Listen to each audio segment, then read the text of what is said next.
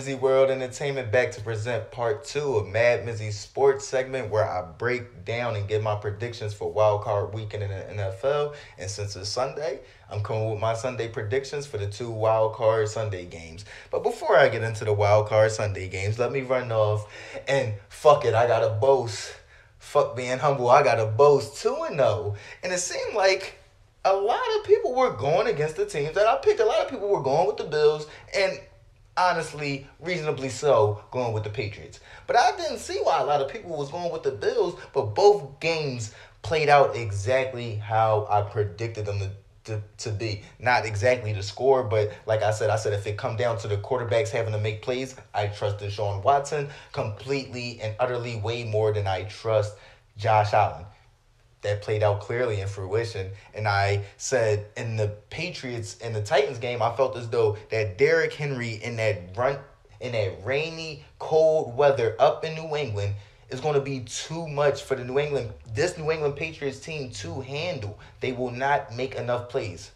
And what do you see? A 20-13 score and basically a 14-13 score the whole second half of the game. Don't you love when you write? You know what I mean? I gotta boast a little bit, you know what I mean? But the last two things I really want to say before we get into the Sunday games, my breakdown and my predictions is shout out to my guy, Derrick Henry. Anybody knows me knows I fuck with Derrick Henry heavy. I've been saying forever, I don't know why they had him splitting his carries during the regular season. Give this man like regular bell cow carries a season. Earl Campbell, this nigga. You feel what I'm saying? And I'm just so proud of him. You feel what I'm saying? Happy Annie. It's his B-day. You feel what I'm saying? It's his born day. It's his anniversary. 80 something yards. Set the franchise record for a playoff rushing yards in a playoff game. Beat Eddie George record. Just salute, bruh. You feel what I'm saying? The Russian champ this year. But the last thing I really want to say before we get into the Sunday games is Brady retire. If the Patriots do not want to bring you back, do not play the next 1, 2, or 3 years on another team. Do not do it to you. Because Belichick going to keep coaching, and I know how y'all dynamic is and how y'all want to say one is more comparable than the other or one has way more to do with the success than the other, but stay in New England or retire.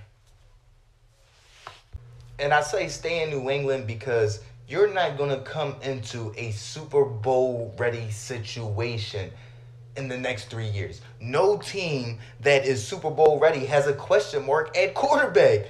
Point blank period. Now, the one situation that I know that the Tom Brady lovers and pundits love to throw out there is the San Diego, the Los Angeles Chargers situation. Phillip Rivers is a free agent this year, so he can leave as well, or he could retire. I could see him going over there.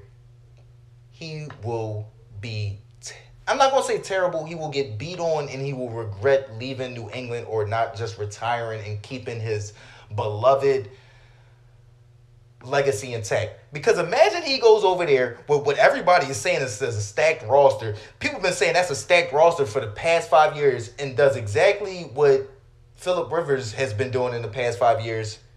And Bill Belichick continues to win in New England with Stedman at quarterback or whoever he gets at quarterback. It will be so detrimental to his legacy. So Tom Brady, from one Michigan man to another, stay in New England or retire. Now let's get into the Sunday games, breakdowns, and predictions. Now, of course, I'm going to do it in order, just like I did yesterday. So the first game that I'm going to break down and predict is the Vikings at Saints. Let's start off by looking at the Saints. You got the Saints coming in with the third-ranked offense.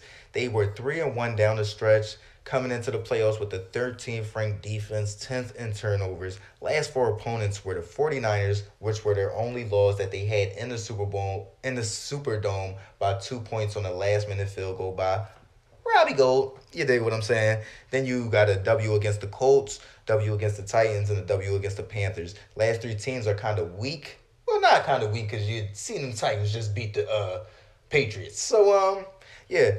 But they come into the playoffs on a 3-game winning streak, regardless of who the opponents are, with Revin offense, Drew Brees not having taken a beating because he was earlier in the year, and their defense playing a lot better than the statistics really show. Now let's look at the Vikings. You look at the Vikings coming in; they got the eighth ranked offense. Came into the playoffs 2-2 down the stretch, 13th in turnovers. That's not bad, but when you look at in comparison to the Saints that are first in turnovers, that's a big differential.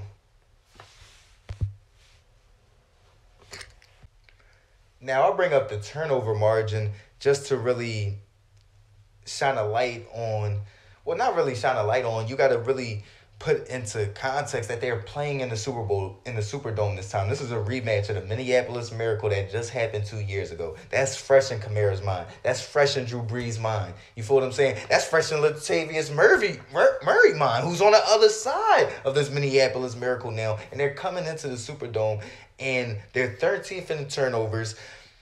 You look at Kirk Cousins, he's terrible in Monday night games specifically, but really primetime games against good teams. He has a terrible record against teams that end up with playoff records or better. I mean, yeah, with playoff records. You feel what I'm saying? So it's hard for me to go against the Saints. I see them coming in and dominating this game. But to finish off on the Vikings, they come in with the fifth-ranked defense, but they are only 14th in turnovers. You see, in comparison, I see the Saints coming in, creating a lot of turnovers, creating a lot of havoc, taking over this game and running away with it. Really, just really putting a beating on them. I have it Saints 23, Vikings 10 right now. I'm feeling more so Saints 31, Vikings 13. Yeah, I like that one better. Now let's get into the big game. I'm a Philadelphian. I'm from Philadelphia, so most of my fans and my viewers are Philadelphia Eagles fans. Let's get into the Seahawks-Eagles breakdown, and let's get into the Eagles first. The Eagles come into the playoffs with the 12th ranked offense, came down the stretch 4-0, but strength of schedule down that stretch was completely terrible, with the best team that they beat being the fucking Cowboys, who ended their season at 8-8. 15th ranked defense coming in, but really, they're very terrible at also creating turnovers, at 19th overall in the league. But they were very, very much more stout going down the stretch against a lot stiffer competition, even against Russell Wilson and his Seattle Seahawks. Then you look at the last four opponents. Like I said, you got the Giants, Redskins, Cowboys, Giants again. All W's, but a straight pitiful end of the season. But like I said, it really doesn't matter who your opponents are. It's really about just coming into the playoffs with that momentum and used to winning and getting your stride and getting that groove. You know what I mean? How Stella got that groove back. You feel what I'm saying? You got to get your groove when you come into the playoffs, or you're going to get bounced like you just seen. You know what I mean? So let's break down the Seahawks now. So the Seahawks come into the playoffs with the 9th ranked offense, but they come into the playoffs going 1-3 down the stretch, losing some very, very terrible games. When you think about losing to the Cardinals and you think about losing to the Rams, when you know you're running down the home stretch, going up against the 49ers and racing towards that number one seed, that's pretty bad. You feel what I'm saying? Then they come into the playoffs with the 22nd ranked defense. Their defense is fucking terrible. But they do come into the playoffs with the 3rd ranked defense in turnovers. That is going to be vital in this game today. Well, yeah, later today, because this is Sunday, technically. You feel what I'm saying? And you look at the last four opponents. They had the Rams, where they took the L. They got their 1 W against the Panthers, who the Panthers, once everybody got used to Kyle Allen a little bit, it was on and popping. You feel what I'm saying? Everybody was just like key on Christian McCaffrey and you good. You know what I mean? Then you think about the Cardinals, where they took a L, and then my Niners, where they lost on the 2-inch line. But still, you're not supposed to lose that game to the Cardinals. Now, we lost the game to the Falcons, but don't matter. We beat them bitch ass niggas. We beat the Cardinals. I mean, we beat Arizona. You know what I'm saying? But that's neither here nor there. So, yeah. But yeah, for my predictions for this Seahawks Eagles last wild card game, I know all the experts going with the Seahawks. There's no way the Eagles going to do it, man. And I see the strength of schedule definitely leans way more to the Seahawks, but I don't give a fuck what the strength of schedule is when you compare coming into the playoffs to 1-3 to 4-0. I am taking the Philadelphia Eagles, and you got to just think about the Seahawks. They're not just coming into any underdog. This is the underdog town, the underdog team, the underdog just I don't know the word I'm fucking looking for, but the underdog and the Philadelphia Eagles, and I am taking them in the game as long as they can not turn the ball over. Just don't turn the ball over and make Russell Wilson play off that first play. Don't let him play around in the backfield playing backyard ball back there. Get after them, Fletcher Cox. Get after them, Brandon Graham, Michigan man.